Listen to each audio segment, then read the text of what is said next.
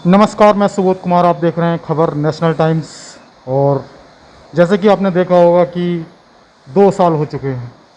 ये 2020 से lockdown start हुआ था मार्च में। उस समय लंबा लॉकडाउन लगा था, पूर्ण रूप से लॉकडाउन हुआ था।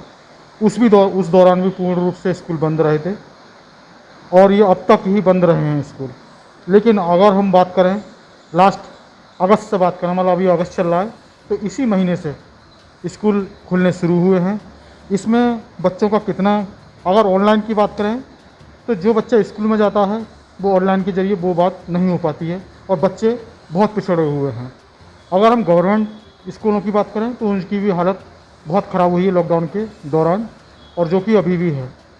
तो मैं उपस्थित हूँ गाज़ियाबाद के अंदर नवयुग मार्केट के पास। नवयुग मार्केट में सबसे बड़ा मंदिर है बुद्धा टेम्पल, और तो उसी बिल्डिंग में अगर सिद्धार्थ इंटर कॉलेज है तो मैं उसमें उपस्थित हूँ, और वहाँ के हमारे प्रधानाचार्य जी उपस्थित हैं मेरे साथ। तो किस तरह से बच्चों का लॉस हुआ है उस लॉकडाउन के अंदर, और अब कैसा, मतलब क्या कहेंगे इस पर, क्या उनके विचार हैं, तो मैं उनसे जानना चाहता हूँ। जी, आपका बहुत बहुत स्वागत है हमारे चैनल में। तो सर, जैसे कि अगर मैं पिछले लॉकडाउन की बात करूँ तो उस दौरान सब तक स्कूल बंद रहे हैं और पढ़ाई का काफ़ी नुकसान हुआ है इसमें। तो अभी स्कूल खुले, इस पर क्या कहेंगे आप, अपनी प्रतिक्रिया क्या रखेंगे? देखिए, मैं शरणवीर सिंह, प्रधानाचार्य सिद्धार्थ इंटर कॉलेज। जैसे कि पिछले सत्र की बात है तो पिछले सत्र में भी कुछ समय के लिए विद्यालय खुले थे, पठन पाठन भी हुआ था, परीक्षाएं भी कराई गई थी कोविड-19 प्रोटोकॉल के तहत। और इस सत्र में विद्यालय 15 अगस्त से खुल गए थे। 15 अगस्त क्योंकि एक हमारा राष्ट्रीय त्यौहार था, तो 16 अगस्त से पठन पाठन के लिए विद्यालय कक्षा 9 से 12वीं तक के लिए खुल गए थे। उसके बाद में 23 तारीख से कक्षा 6 से 8वीं तक के विद्यालय खुल चुके हैं, और 1 सितंबर से प्राइमरी कक्षा 1 से 5 तक के विद्यालय खुल चुके हैं। विद्यालय में बच्चों का आगमन शुरू हो गया है। बच्चों को देखकर बड़ी प्रसन्नता होती है।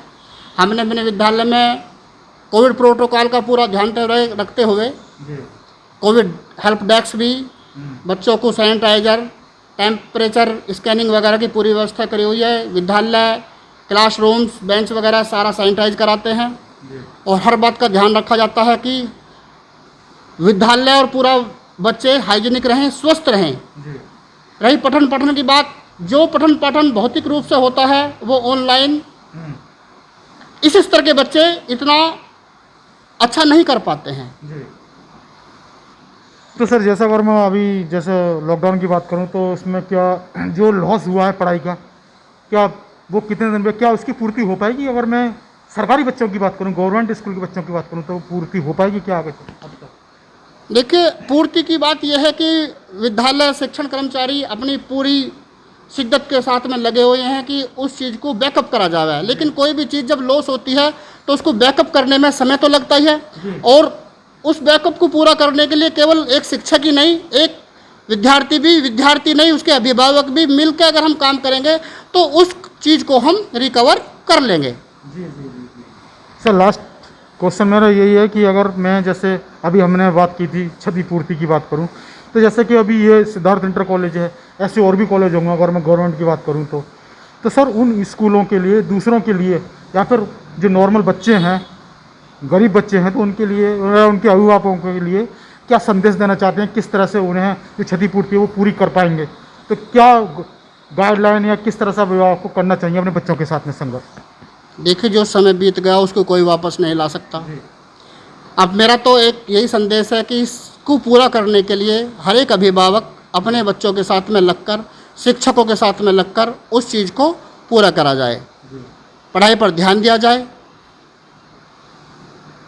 व्यक्तिगत रूप से बच्चों पर ध्यान दिया जाए, पुस्तकें वगैरह उन बच्चों को पढ़ाई जाए। जो समस्या हो उनको डबल रूप से, ज़्यादा रूप से शिक्षकों के साथ में मिलकर उन कमियों को बच्चा पूरी करे। बहुत बहुत धन्यवाद आपका।